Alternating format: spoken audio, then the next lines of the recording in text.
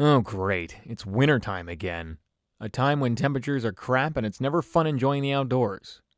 And that's when Top Hat has the advantage, because his engines are the ones delivering the goods instead of roadway vehicles.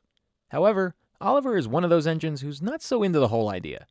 Finally, another engine who agrees with me besides Thomas.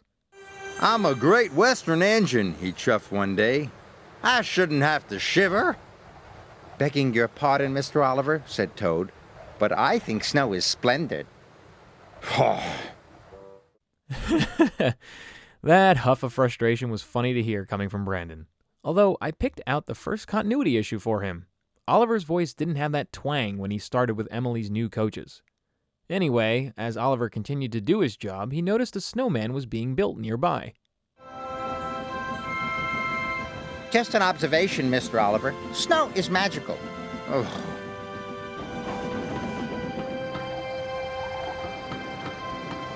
Finally, the snowman was completed. I can't disagree with Oliver's distaste. Snow is just blah. But I will say at least Toad tries to see the positive side of things. Hopefully that rubs off on him. Otherwise, Oliver is going to be a grump for a while. Especially when Top Hat came to see him next. You have to return to the mountain village, he said. Some goods are needed for the festival. But all this snow makes my wheels feel chilly. Really useful engines work hard whatever the weather. Yeah, I could see why that didn't go over well. Who the heck wants to go back to work right after they finished? Oh well, in order to be a really useful engine, that's what he was going to have to do. Unfortunately for him, the weather and icy conditions was still against him. It had frozen the points and diverted Oliver into the station's sidings. Whoa, shiver my boiler, cried Oliver.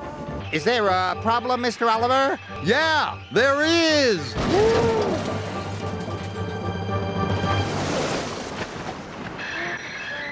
That could have been a little smoother. That was funny dialogue. It's interesting how Toad kind of went along with it. He's still smiling even after the accident. You odd brake van, you. At least there were no children outside. Having an engine barreling through ain't the most safest thing around. But Oliver felt worse, being that he had ruined the kid's snowman. Oliver's driver went for help. So Topham Hatt was just leaving his office when he got the call.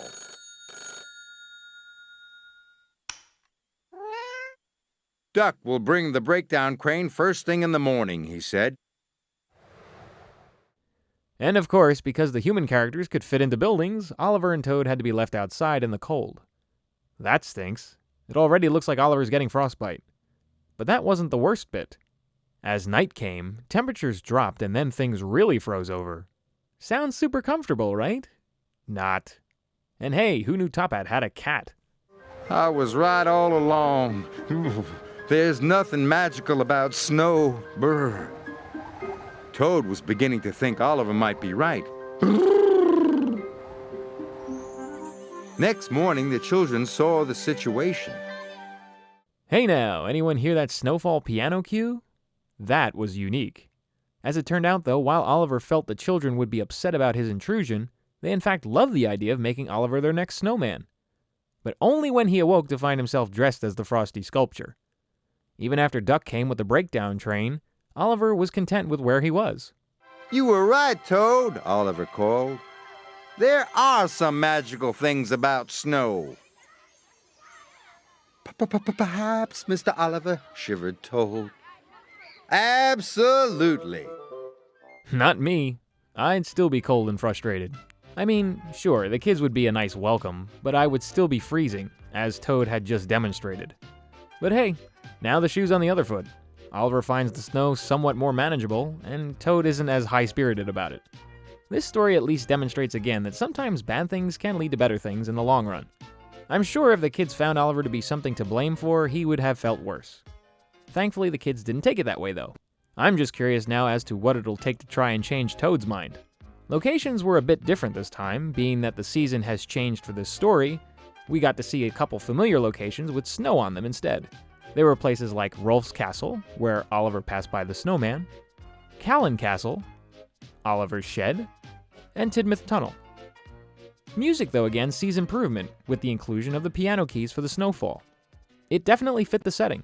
And while Oliver did not have a truly defined signature theme here, it certainly wasn't bad music at all. I'm perhaps warming up to it myself, you might say. It'll still take some time getting used to, though.